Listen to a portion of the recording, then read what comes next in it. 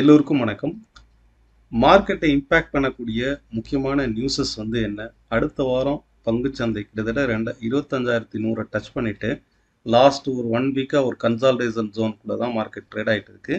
So அடுத்த வார பங்குச்சந்தைகள் moments எப்படி இருக்கும், எந்தெந்த sector and stock wise, commodity market, gold, crude oil, இதை பற்றி இந்த வீடியோவில் கம்ப்ளீட்டாக பார்க்கலாம்.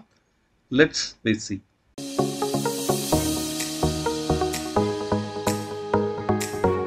இப்போ ரீசெண்டாக குளோபல் மார்க்கெட்டையும் சரி யூஎஸ் மார்க்கெட்டையும் சிக்னிஃபிகண்ட்டாக ஒரு இம்பேக்ட் பண்ணுறது ட்ரம்ப்போடைய இந்த யூரோசோன் டேரிஃப் தான்.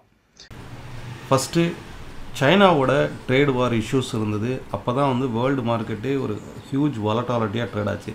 இந்தியாவில் கிட்டத்தட்ட 600 பாயிண்ட்டுகளுக்கு மேலே கேப் டவுன் ஆச்சு. ஸோ இந்த இஷ்யூஸ் சைனாவோட டேரிஃப் இஷ்யூஸ் இருக்கும்போது வந்தது. இப்போ ரீசெண்டாக யூரோசோனோட டேரிஃப் இஷ்யூஸ் க்ரியேட் ஆகிருக்கு. ஸோ இதுவுமே மார்க்கெட்டை இம்பேக்ட் பண்ணிட்டு தான் இருக்குது. இப்போ ரீசெண்டாக யூஎஸ் மார்க்கெட்டும் சரி, யூரோசோனில் இருக்கக்கூடிய மார்க்கெட்டும் சரி, எல்லா கண்ட்ரீஸில் இருக்கக்கூடிய மார்க்கெட்டும் சரி ஃபால் ஆகிருக்கு. ஆல்மோஸ்ட் யூஎஸ் மார்க்கெட் 3% வரைக்கும் ஃபால் ஆகிருக்கு. யூரோசோனில் இருக்கக்கூடிய மார்க்கெட்டும் ஃபால் ஆகிட்டு தான் இருக்குது. ஸோ இது இந்தியாவிலையும் பார்த்திங்கன்னா ரிஃப்ளெக்ட் ஆகும். Indian stock market Nifty SGX Nifty இப்போ ரைட் நோ கிட்டத்தட்ட 42 பாயிண்ட்ஸ் டவுனில் ட்ரேட் ஆகிட்டு இருக்குது. ஸோ மண்டே பார்க்கலாம் எப்படி gap up or gap down. So most probably Monday gap down ஆகிறதுக்கு தான் பாசிபிலிட்டிஸ் இருக்குது. மினிமம் ஒரு 40 to 50 பாயிண்ட்ஸ் வரைக்குமாவது கேப் டவுன் ஆகிறதுக்கு பாசிபிலிட்டிஸ் இருக்குது. டெக்னிக்கலாக நம்ம பார்க்கும்போது நம்ம டெக்னிக்கலாக பார்க்கும்போது நிஃப்டி இந்த இடத்துல லைக் ஒரு head and shoulder formation form ஆயிருக்கு. அட் த டாப்பில் இந்த மாதிரி head and shoulder formation form ஆச்சு அப்படின்னா மார்க்கெட் டவுன் ஆக போகுதுன்னு அர்த்தம். இது டவுன் சைடு பிரேக் அவுட் ஆகும்போது இந்த இடத்துல பாருங்கள், இது நிஃப்டினுடைய சார்ட்டு. இந்த டாப்பில் இந்த மாதிரி head and shoulder formation form ஆகிட்டு டவுன் சைடு நெக்லைன் தான் ரொம்ப இம்பார்ட்டன்ட். இப்போ இந்த டவுன் சைடு நெக்லைன் 24,490, அதாவது 24,500க்கு பிலோவில் அட்லீஸ்ட் ஒரு 1 hour கேண்டில் பிலோவில் ட்ரேட் ஆச்சு, க்ளோஸ் ஆச்சு அப்படின்னா மார்க்கெட் பிரேக் அவுட் ஆகுதுன்னு அர்த்தம். இம்மீடியட்டாக அடுத்த ட்ரெண்ட் லைன் சப்போர்ட், அதாவது இங்கிருந்து ரைஸ் ஆகக்கூடிய இந்த ட்ரெண்ட் 24,100 வரைக்கும் ஃபால் ஆகிறதுக்கு பாசிபிலிட்டிஸ் இருக்குது. ஸோ 24,500ங்கிற ஒரு குரூஷியல் லெவலை மண்டே வாட்ச் பண்ணுங்கள். ஈவன் மார்க்கெட் க்ளோஸ் ஆகிருக்குது 24,850 தான் க்ளோஸ் ஆகிருக்கு.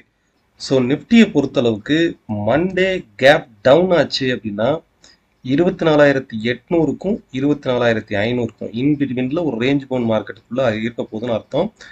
ஈவன் இந்த டாப் டு டாப் கனெக்ட் பண்ணி பாருங்கள். பேங்க் நிஃப்டி பிரேக் அவுட் ஆன மாதிரி நிஃப்டி பிரேக் அவுட் ஆகலை, கரெக்டாக ரெசிஸ்டன்ஸில் இருக்கா. அப்போ இந்த ரெசிஸ்டன்ஸ் பிரேக் அவுட் ஆனால் மட்டுமே, ஒரு கேப் அப் ஆகி ஆர் கேப் டவுன் ஆனால் கூட இந்த ப்ரீவியஸ் ஹை பிரேக் அவுட் ஆனால் மட்டுமே 24,890க்கு மேலே ஒரு 1 hour கேண்டில் பிரேக் அவுட் ஆனால் மட்டுமே நிஃப்டியில் பை சைடு ஃபோக்கஸ் பண்ணுங்க. ஓகே, அதர்வைஸ் கேப் டவுன் ஆனாலோ பை சைடு போகிறத தவிர்ங்க. பிகாஸ் ரெசிஸ்டன்ஸ்க்கு உள்ளே தான் மார்க்கெட் ட்ரேட் ஆகுது. ஸோ ஹியர் ஆஃப்டர் இந்த ரேஞ்சை யூஸ் பண்ணி பாருங்கள். ஸோ இது நிஃப்டி. இதே போல் பேங்க் நிஃப்டியை பொறுத்தளவுக்கு ஒரு பாசிட்டிவான மொமெண்டமில் தான் இருக்குது. ஏன்னா பேங்க் நிஃப்டி லாஸ்ட் ஒரு 10 days-ஆக வித்தின் இந்த சேனலுக்குள்ளே தான் ட்ரேட் ஆகுது. அப்ஸ் அண்ட் டவுன்ஸு வித்தின் கரெக்டாக இந்த சேனலுக்குள்ளே ட்ரேட் ஆகுதா. ஸோ நெக்ஸ்ட்டு பார்த்தீங்கன்னா அப் சைடில் இந்த அடுத்த ரெசிஸ்டன்ஸ் எவ்வளோ தூரம் இருக்குது, 55,990 தான் ரெசிஸ்டன்ஸு. ஸோ பேங்க் நிஃப்டியை பொறுத்தளவுக்கு இந்த ப்ரீவியஸ் ஹையை உடைக்கும் போது ஷார்ப்பாக அப்சைட் ரைஸ் ஆகும். பேங்க் நிஃப்டியில் ஒரு பாசிட்டிவான நியூஸஸும் இருக்குது. ஏன்னா ஆர்பிஐ ரெக்கார்டு பிரேக், அவங்க சர்ப்ளஸ் அமௌண்ட்டை பேங்க்குக்கு கொடுக்குறாங்க. ஸோ இது ஒரு பாசிட்டிவான விஷயம். இன்கேஸ் ப்ரீவியஸ் டே உடைய ஹையை பிரேக் பண்ணும்போது மார்க்கெட் இன்னுமே பாசிட்டிவாக இருக்கிறதுக்கான வாய்ப்பு இருக்குது. ஸோ இந்த வாரத்தை பொறுத்தளவுக்கு நிஃப்டியை விட பேங்கிங் சார்ந்த பங்குகள் பாசிட்டிவாக இருக்கிறதுக்கான வாய்ப்பு இருக்குது. அடுத்து சென்செக்ஸ் பார்ப்போம். சென்செக்ஸும் நிஃப்டியும் ஆல்மோஸ்ட் ஒன்று தான். பிகாஸ் சென்செக்ஸில் ஒரு பிரேக் அவுட் நடந்திருக்கு.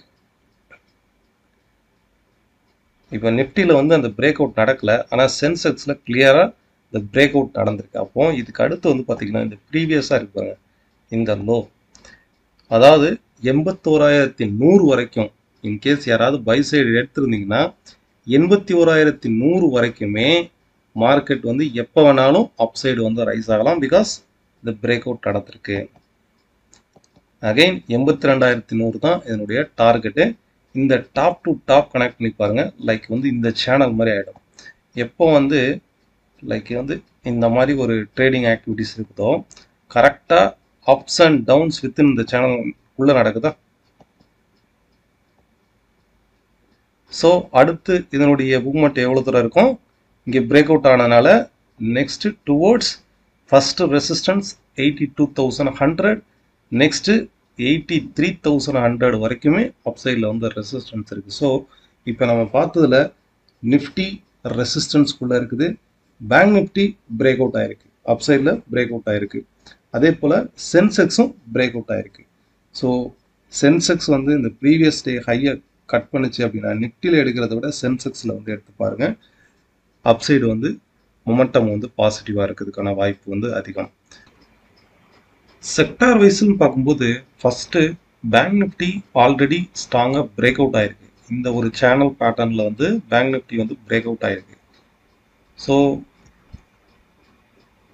பொசிஷனல் வைஸாக பார்க்கும்போது பேங்க் நிஃப்டி 58,000 வரைக்குமே அப்சைடில் போகிறதுக்கான வாய்ப்பு இருக்குது.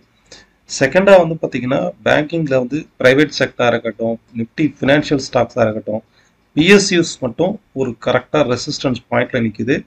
பிஎஸ்யூ பேங்க், அதாவது பப்ளிக் செக்டார் பேங்க் வந்து 6,862ங்கிற இந்த இண்டெக்ஸ் பொசிஷன் பார்த்துக்கோங்க. இதுக்கு மேலே பிரேக் அவுட் ஆகும்போது டெஃபினட்டாக இதுவுமே லாஸ்ட் ஒரு 1 இயராக ஒரு 6 மந்த்துக்கு மேலே இந்த ஒரு சேனல் பேட்டர்னில் தான் ட்ரேட் ஆகிட்டு இருக்கு. டெஃபினட்டாக ஒரு ஸ்ட்ராங் அப்சைடு மொமெண்டம் வந்து கொடுக்கறதுக்கான வாய்ப்பு இருக்குது. ஓகே, ஸோ இதுக்கு அடுத்துன்னு பார்த்தீங்கன்னாக்கா ஐடி ஸ்டாக்ஸ் நம்ம ஆல்ரெடி பார்த்துட்டு தான் இருக்கோம். ஐடி வந்து இன்கேஸ் கீழே ஃபால் ஆனால் கூட ஒரு டெம்பரவரியான கரெக்ஷனாக தான் இருக்கும். டுவோர்ட்ஸ் ப்ரீவியஸாக 42,600 வரைக்கும் அப்சைடு போகிறதுக்கான வாய்ப்பு இருக்குது ஐடி. அதே மாதிரி இதுக்கு அடுத்துன்னு பார்த்தீங்கன்னாக்கா மெட்டல்ஸ் அண்ட் எனர்ஜி. ஸோ இந்த வாரத்தை பொறுத்தளவுக்கு ஃபஸ்ட்டு ப்ரிஃபரன்ஸ் பேங்க்ஸ், செகண்ட் வந்து மெட்டல்ஸ், மூணாவது energy and IT stocks. ID stocks வந்து கீழே கொஞ்சம் ஃபால் ஆன கரெக்ஷன் ஆனால் கூட ஐடி ஸ்டாக்ஸ் வந்து தொடர்ந்து பொசிஷனலாகவே அப்சைடில் தான் இருக்குது. இண்டிவிஜுவல் ஸ்டாக்ஸ்லாம் நிறைய ஸ்டாக்ஸ் வந்து பாட்டம் அவுட் ஆயிருக்கு. இதில் ஃபஸ்ட்டு நம்ம பார்க்க போகிறது ஜேஎஸ்எல். ஓகே, இந்த ஸ்டாக் வந்து பாருங்கள். இதுக்கு அடுத்து ராதிகா ஜேடபிள்யூஇ. ஸோ இந்த ஸ்டாக் நோட் பண்ணி பாருங்கள்.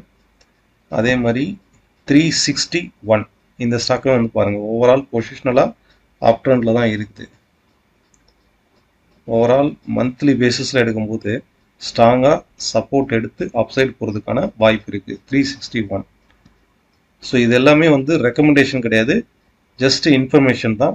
இதுவுமே வந்து பார்த்தீங்கன்னா ஹர்ஷா அப்படிங்கிற ஒரு ஸ்டாக்கு டபுள் பாட்டம் எடுத்திருக்கு, ஓவராலாக பாட்டம் அவுட் ஆயிருக்கு. ஏன்னா மார்க்கெட்டோட வந்து ஆவரேஜ் இந்த ஒரு ரேஞ்சுக்குள்ளே தான் ஓவரால் மார்க்கெட் வந்து ட்ரேட் ஆகிட்டு இருக்கு. ஓகே, ஸோ நெக்ஸ்ட்டு அப்சைடில் கிட்டத்தட்ட 575 வரைக்கும் அப்சைடில் வந்து ரெசிஸ்டன்ஸ் இருக்குது ஹர்ஷாங்கிற இந்த ஸ்டாக்கு. இதுக்கு அடுத்து ஆர்ஜிஎல். ஸோ இதுவுமே வந்து பார்த்தீங்கன்னா பொசிஷனலாக மந்த்லி பேசிஸில் சப்போர்ட் எடுத்திருக்கு. கரெக்டாக ஸ்ட்ராங்காக ரெக்கவரி மொமெண்டம் கேண்டலும் ஃபார்ம் ஆகுது. குறைஞ்சபட்சம் 180 வரைக்கும் அப்சைட் ரெசிஸ்டன்ஸ் இருக்குது இந்த ஸ்டாக்குக்கு. ஸோ இதுக்கு அடுத்து ஏடிஎஸ்எல். ஓகே, ஸோ இதுவுமே வந்து பார்த்தீங்கன்னாக்கா ஓவரால் ட்ரெண்டு வந்து அப் ட்ரெண்டில் கரெக்டாக சப்போர்ட் எடுத்து நிற்குதா.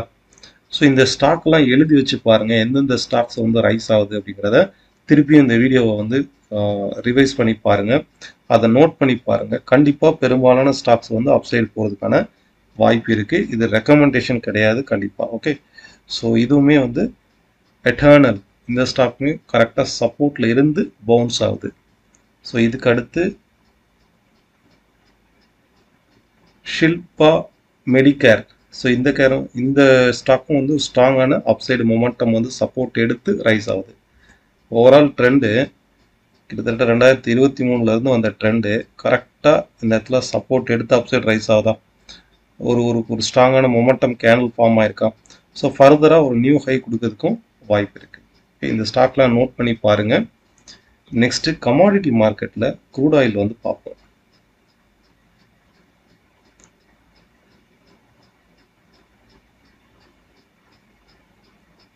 க்ரூட் ஆயிலை பொறுத்தளவுக்கு ஒரு சைடுவேஸ் அண்ட் ரேஞ்ச் பவுண்ட் மார்க்கெட்டில் தான் ட்ரேட் ஆகுது பாருங்க. ஒரு அப் ட்ரெண்டுக்கு அப்புறம் இந்த ஒரு ஒரு சைடுவேஸ் அண்ட் ஒரு சேனலில் ஃபார்ம் ஆகுதா. ஸோ ஷார்ட் டேர்மில் வித்தின் இந்த சேனலுக்குள்ளே தான் ட்ரேட் ஆகுது. ஒரு அப் ட்ரெண்ட் கரெக்டாக அந்த சப்போர்ட்டில் தான் இங்கேருந்து கனெக்ட் பண்ணி பாருங்க, கரெக்டாக சப்போர்ட்டில் ட்ரேட். அப்போ இந்த வாரத்தினுடைய ஸ்டார்டிங்கில் திரும்பவும் அப் சைடில் 5400 வரைக்கும் அப் சைடு போகிறதுக்கான வாய்ப்பு அதிகம். 5140 பாட்டமாகவும் 150 140 பாட்டமாகவும் 5400 வந்து ரெசிஸ்டன்ஸாகவும் ட்ரேட் ஆகுது. ப்ரொஃபஷனல் ட்ரேடர் ஒரு 1 hour ஒரு 1 week or 3 days 4 days hold பண்ணுறவங்க இந்த இது பாட்டம் அவுட்டில், அதாவது 5150க்கு வந்துச்சுன்னா கால் ஆப்ஷன் ஆகும், 5400க்கு வந்ததுன்னா புட் ஆப்ஷனும் எடுக்கலாம். ஓகே, ஸோ இதை வந்து ஒர்க் அவுட் பண்ணி பாருங்கள். ஓவரால் மார்க்கெட் திரும்பவும் அப்சைடு பிரேக் அவுட் ஆகிறதுக்கு தான் வாய்ப்பு வந்து அதிகம். பிகாஸ் ஓவராலாக நல்ல பவுன்ஸ் ஆகி மேலே போகுது. ஓகே, ஸோ நெக்ஸ்ட் வந்து கோல்டு வந்து பார்ப்போம். கோல்டு நம்ம கணிச்சிருந்த மாதிரி கரெக்டாக இந்த சப்போர்ட்டில் எடுத்து அப்சைட் ரைஸ் ஆகுது. இப்போ டாப் டு டாப் வந்து கனெக்ட் பண்ணி பாருங்க, இந்த க்ளோஸ் டு க்ளோஸ் வந்து கனெக்ட் பண்ணி பாருங்க, கரெக்டாக ரெசிஸ்டன்ஸில் இருக்குதா. 96,000 வரைக்கும் போகும்னு சொல்லியிருந்தேன், 96,545 வரைக்கும் அப்சைடில் ரைஸ் ஆயிருக்கு. ஸோ ஹியர் ஆஃப்டர் இதுக்கு மேலே அட்லீஸ்ட் 96,600க்கு மேலே ஒரு டே கேண்டில் க்ளோஸ் ஆனால் மட்டுமே ஃபர்தராக இந்த கோல்டு வந்து அப்சைட் ரைஸ் ஆகிறதுக்கு பாசிபிலிட்டிஸ் இருக்குது. அட் ப்ரெசன்ட் கோல்டு வந்து திரும்பவும் கீழே ஃபால் ஆகிறதுக்கு தான் பாசிபிலிட்டி. ஏன்னா இந்த ட்ரெண்ட் வந்து அப்ஸ் அண்ட் டவுன்ஸ் வந்து ஃப்ரீக்வெண்ட்டாக வித்தின் இந்த சேனலுக்குள்ளே தான் ட்ரேட் ஆகுது. அப்போ ஒரு வாரம் வந்து பாருங்கள், ஒரு வாரம் வந்து பியரிஷ், அடுத்த வாரம் புல்லிஷ், அடுத்த வாரம் பியரிஷ், அடுத்த வாரம் புல்லிஷ், இந்த மாதிரி தான் ஃபார்ம் ஆகுது. ஸோ இந்த வாரம் ஃபால் ஆகிறதுக்கு பாசிபிலிட்டிஸ் இருக்குது. 93,000ங்கிறது நெக்ஸ்ட் சப்போர்ட்டாக இருக்கும். Okay, so overall market trend வந்து உங்களுக்கு புரிஞ்சிருக்கும். நிஃப்டியை பொறுத்தளவுக்கு கரெக்டாக ரெசிஸ்டன்ஸில் இருக்குது. Bank Nifty Sensex break out ஆகிருக்கு. கேப் டவுன் ஆனால் கூட நிஃப்டியில் வந்து எடுக்காதீங்க. அப்சைடு பிரேக் அவுட் ஆனால் ஃபர்தராக இந்த பேங்க் நிஃப்டி அண்ட் சென்செக்ஸில் அப்சைடு வந்து போகிறதுக்கான வாய்ப்பு வந்து அதிகம். இந்த வாரம் சிறப்பாக அமையதுக்கு வாழ்த்துக்கள்.